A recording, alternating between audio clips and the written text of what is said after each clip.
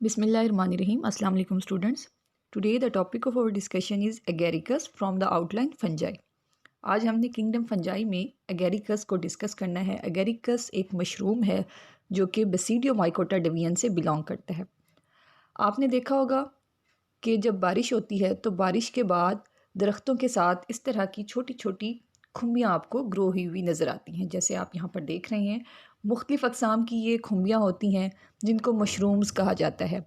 अब ये जो मशरूम्स हैं ये फंजाई में शामिल हैं और ये फंजाई के जो हाइफी होते हैं उनकी ये फ्रूटिंग बॉडीज़ होती हैं। इस तरह से ये फ्रूटिंग बॉडीज़ फंजाई की जो हैं ये मशरूम्स की फॉर्म में ग्रो करती हैं।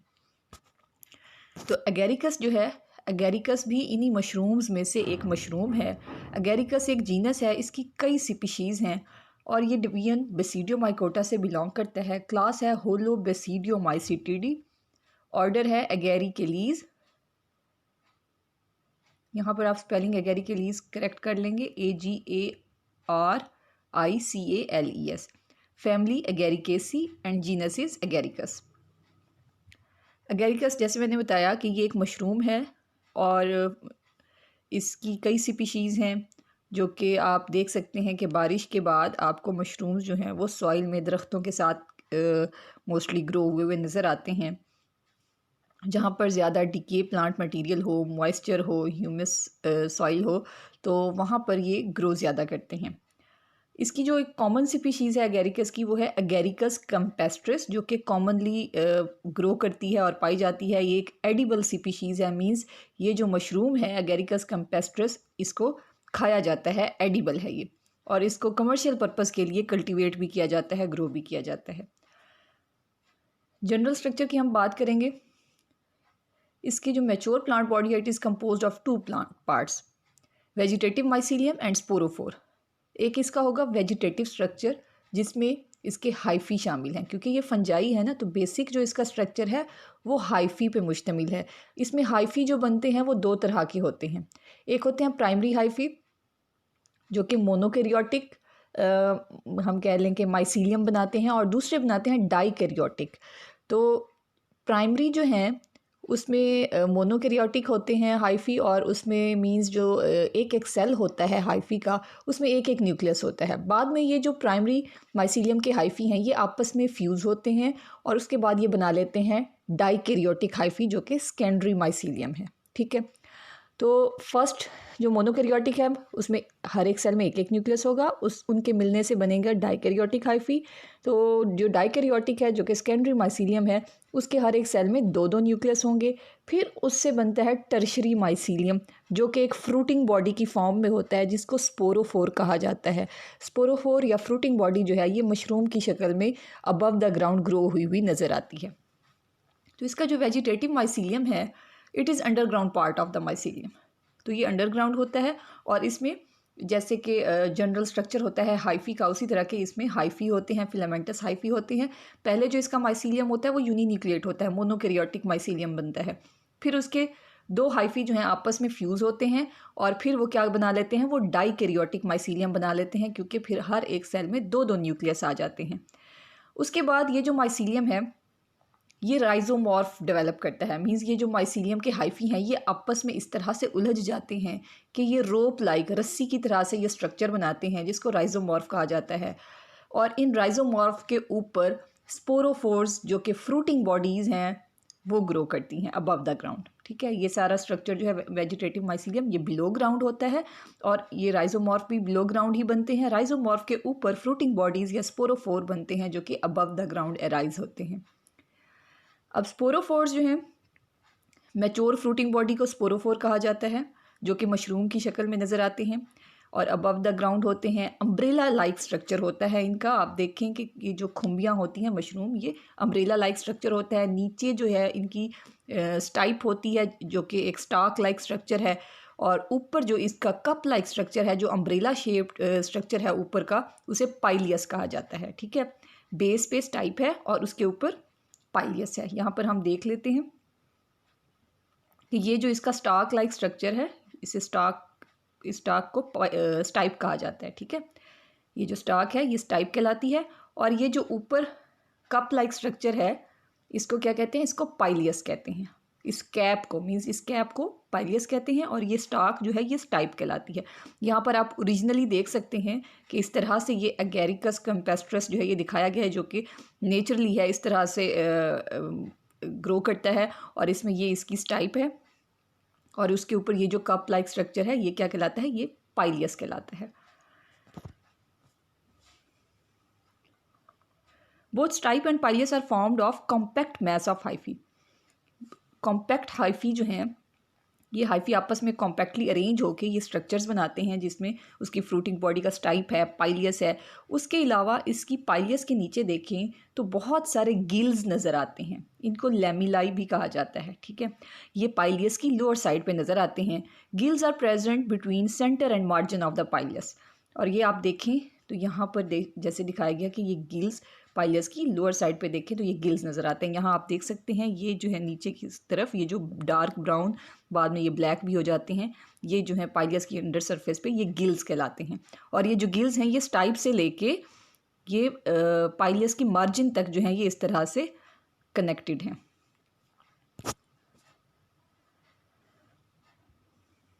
The upper end of gills is attached to the lower surface of pileus. The lower ends of gills hang downward. एक तो ये कि ये स्टाइप से लेके पाइलियस की मार्जिन तक ये जो है ये एक्सटेंड करते हैं। उसके अलावा ये गिल्स जो हैं ये आपको इनकी ये पाइलियस की लोअर सरफेस पे नज़र आ रहे हैं, ये यहाँ से ऊपर इनकी अपर सरफेस तक जो है अंदर से ये अटैच्ड होते हैं, ठीक है। मींस इसका जो अपर एंड है वो अटैच्ड होता है विद द पाइलियस, और जो लोअर एंड है ये आपको बाहर इस तरह से नज़र आ रहा है। The adjacent gills are separated by interlamellar space. There are two types of gills. अब ये जो गिल्स हैं, ठीक है, ये आप देख सकते हैं कि ये एक गिल है, ये दूसरा गिल है, ठीक है। इन दो गिल्स के दरमियान जो स्पेस है इसे कहते हैं इंटरलेमुलर स्पेस। और यहाँ पर आप देख सकते हैं कि ये माइसीलियम भी दिखाया गया है इसका, एगेरिकस का। नीचे अंडरग्राउंड माइसीलियम होता है, जो हमने कहा कि पहले मोनोकैरियोटिक होता है, फिर दो हाइफी मिल के डाइकैरियोटिक बना देते हैं, फिर वो रोप लाइक स्ट्रक्चर बनाते हैं, और वो ऊपर की तरफ क्या करते हैं, वो रोप लाइक स्ट्रक्चर कहलाता है राइजोमॉर्फ, और ऊपर की तरफ ये स्पोरोफोर या फ्रूटिंग बॉडी बनाते हैं जो कि मशरूम है। और इस मशरूम का ये स्टाइप है, और ऊपर जो कैप लाइक स्ट्रक्चर है वो पाइलियस है। उसके नीचे जो ये स्ट्रक्चर्स आपको नज़र आ रही हैं ये गिल्स हैं, ठीक है। और उसके अलावा यहाँ पर आप देख सकते हैं कि इसकी पाइलियस के नीचे जो स्टाइप का हिस्सा है यहाँ पर एक स्ट्रक्चर है जिसको एनुलस कहा जाता है। यहाँ पे आप देख सकते हैं ये जो है ये एनुलस कहलाता है। इनफैक्ट पहले जो ये पाइलियस है ये इनक्लोज्ड होता है, बंद होता है। फिर ये जब मैच्योर होती है फ्रूटिंग बॉडी तो वो यहाँ से रप्चर हो जाता है, जिसकी वजह से गिल्स नज़र आना शुरू हो जाते हैं। जब वो रप्चर होता है तो उसके कुछ रिमेन्स जो हैं वो स्टाइप के साथ रह जाते हैं। पहले ये यहाँ से कनेक्टेड होता है स्टाइप के साथ, तो उसके कुछ रिमेन्स जो रह जाते हैं स्टाइप पे ये कहलाते हैं एनुलस। अब इसकी जो गिल्स हैं दो तरह की होती हैं, primary gills and secondary gills.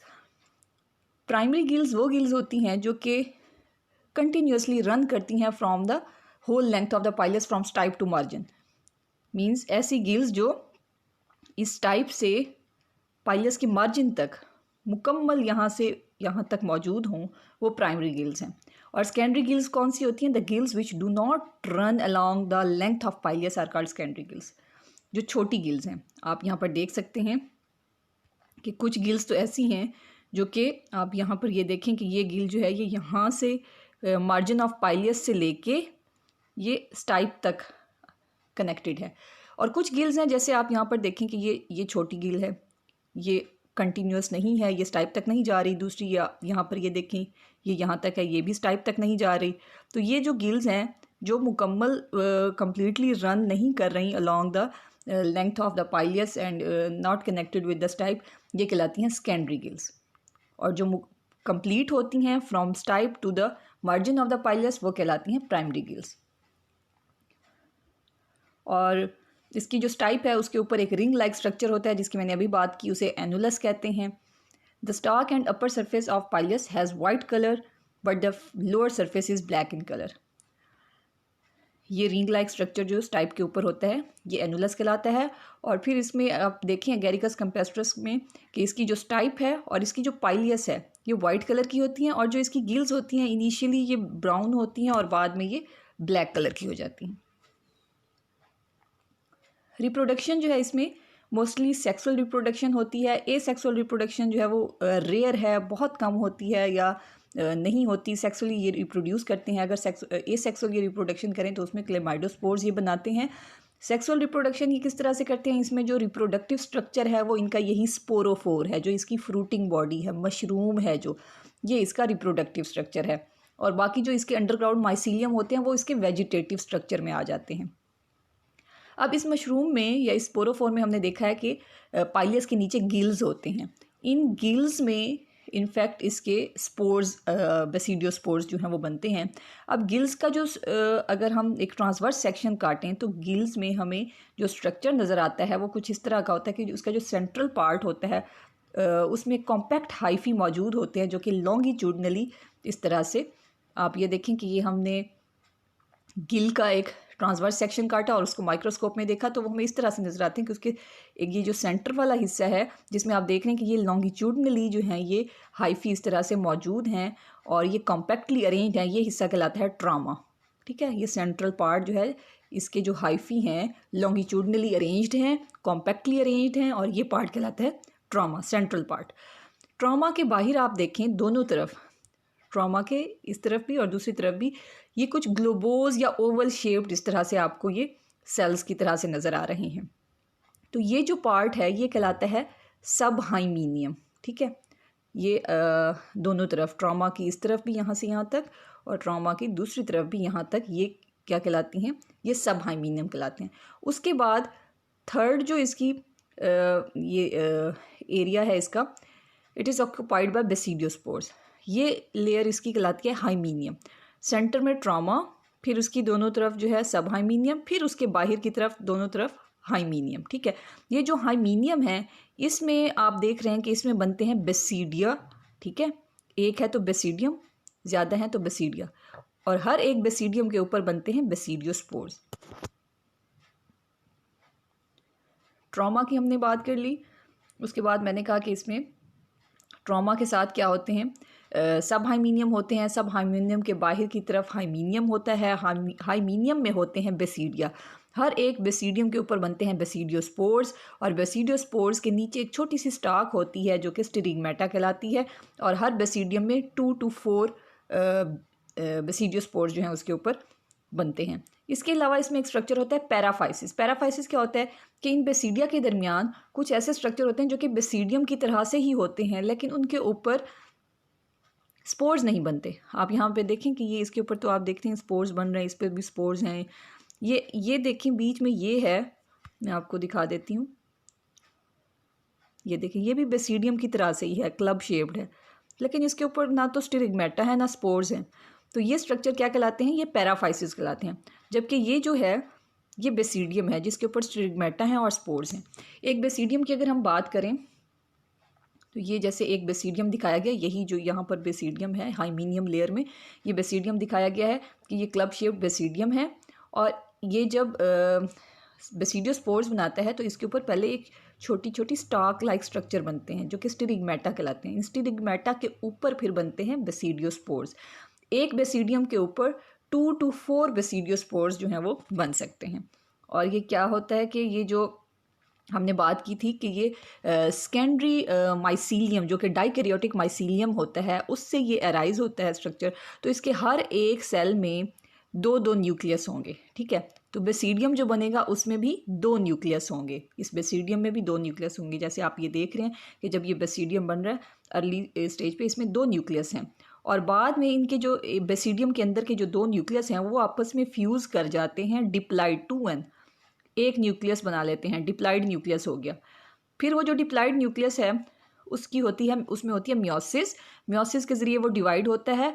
पहले फर्स्ट मियोटिक डिवीजन में वो 1 से 2, फिर सेकंड मियोटिक डिवीजन में वो फाइनली 4 जो है वो हैप्लाइड न्यूक्लियाई बना लेता है, क्योंकि मियोसिस हुई है तो न्यूक्लियस जो है वो हैप्लाइड हो जाएंगे।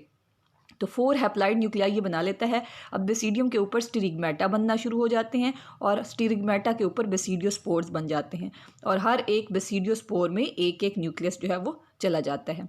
उसके बाद फिर ये जो बेसिडियोस्पोर्स हैं जब ये मैच्योर हो जाते हैं तो वो स्टिरिगमेटा से अलग हो जाते हैं और वो यहाँ से डिस्पर्स होके चले जाते हैं। अब हमने बात की कि बेसिडियोस्पोर में एक एक न्यूक्लियस चला गया, फिर उसका जो एक न्यूक्लियस है वो माइटोसिस के ज़रिए डिवाइड होता है और वो बेसिडियोस्पोर जो है वो मल्टी न्यूक्लिएट हो जाते हैं बाद में। हर एक स्पोर जो है वो ओवल शेप्ड है, आपने अभी देखा, और ये डार्क कलर के होते हैं, जिसकी वजह से गिल्स का जो कलर है वो ब्लैक या डार्क ब्राउन कलर के गिल्स नज़र आते हैं due to the dark colour of spores, basidiospores. Basidiospores जब मैच्योर हो जाते हैं तो ये स्टिग्मेटा से अलग हो जाते हैं, फिर डिस्पर्स हो जाते हैं। उसके बाद ये क्या करते हैं कि ये ग्रो करते हैं, जर्मिनेशन होती है बेसिडियोस्पोर्स की। The spores germinate to produce mycelium in the soil. अब ये जो बेसिडियोस्पोर्स हैं ये जर्मिनेट करते हैं और ये माइसीलियम बनाते हैं सॉइल में, और the mycelium grows continuously in favourable conditions for several years. कई सालों तक जो है ये ग्रो करते रहते हैं इसी तरह से सॉइल में। The hyphae fuse at some points and exchange nuclei. अब ये जो माइसीलियम बना है स्पोर्स से, तो ये जो माइसीलियम है ये अब मोनोकैरियोटिक है। फिर इन मोनोकैरियोटिक हाइफी के कुछ हाइफी जो हैं ये आपस में दो हाइफी फ्यूज़ करेंगे और उनके फ्यूज़ होने से वो डाइकैरियोटिक हो जाएंगे। मतलब पहले मोनोकैरियोटिक में हर एक सेल में, हाइफी के सेल में एक एक न्यूक्लियस था, फिर दो जो मोनोकैरियोटिक हाइफी आपस में फ्यूज़ करेंगे तो दूसरे का न्यूक्लियस भी शेयर हो जाएगा उस एक हाइफी में, तो वहाँ जाके वो डिवाइड करेगा और उसके हर एक सेल में अब दो दो न्यूक्लियस आ जाएंगे और ये बन जाएगा डाइकैरियोटिक हाइफी।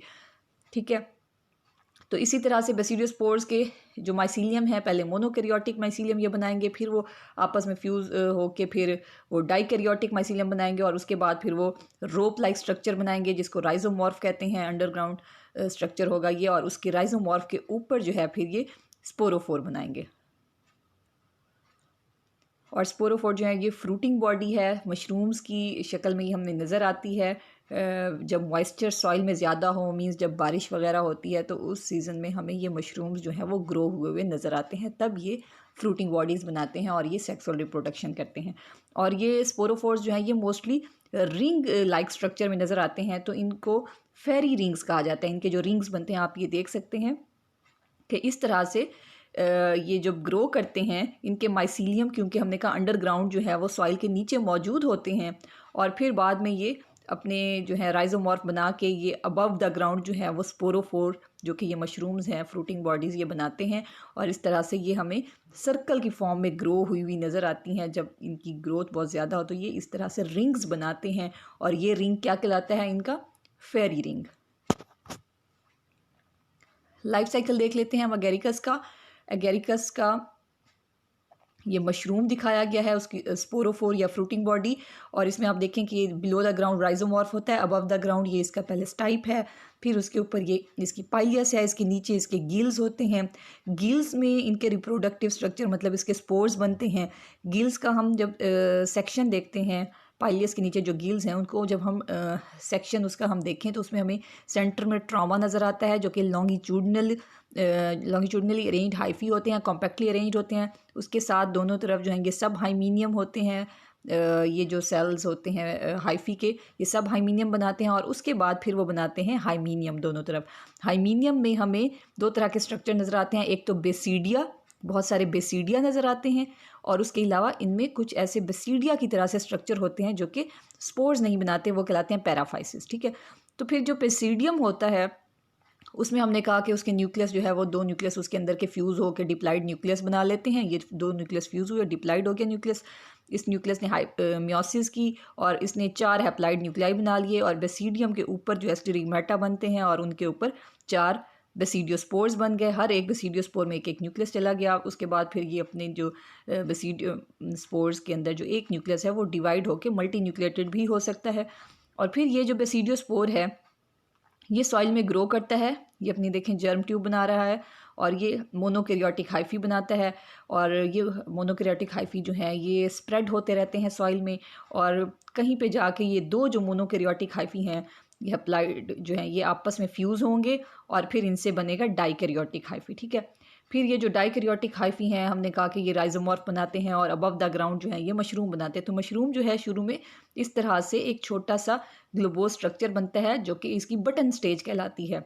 मशरूम की जो अर्ली स्टेज होती है जिस पे ये इमर्ज होता है from the soil to the above part of the soil ये नज़र आता है, तो ये इसकी बटन स्टेज कहलाती है। और इसमें ये देखें आप, इस तरह से ये नीचे की तरफ ये स्टाइप बनाता है और ऊपर की तरफ पाइलियस बनाता है और एक मैच्योर स्पोरोफोर या फ्रूटिंग बॉडी मशरूम की फॉर्म में ये नज़र आता है। तो ये एगेरिकस का लाइफ साइकिल है, जिसमें आप देख सकते हैं कि ये जो इसकी फेजेस हैं, ये डाइकैरियो फेज़ दिखाया गया कि ये सारी जो है ये डाइकैरियोटिक फेजेस हैं, कि इसमें इनके जो हाइफी के सेल्स हैं उन सब में हर एक सेल में दो दो न्यूक्लियस होंगे। ठीक है, फ्यूज़ नहीं करेंगे, दो दो न्यूक्लियस होंगे, बाई न्यूक्लिएटेड होंगे। फिर उसके बाद जब ये फ्यूज़ करेंगे तो ये डिप्लो फेज़ में आ जाएंगे, डिप्लाइड हो गया है अब न्यूक्लियस। ठीक है, डिप्लो फेज़ और डाइकैरियो में यही डिफरेंस है कि डाइकैरियो में हर एक सेल में दो दो न्यूक्लियस हैं, लेकिन वो फ्यूज़ नहीं कर रहे। जब वो फ्यूज़ करते हैं तो वो स्टेज उसकी कहलाती है डिप्लोफेज़।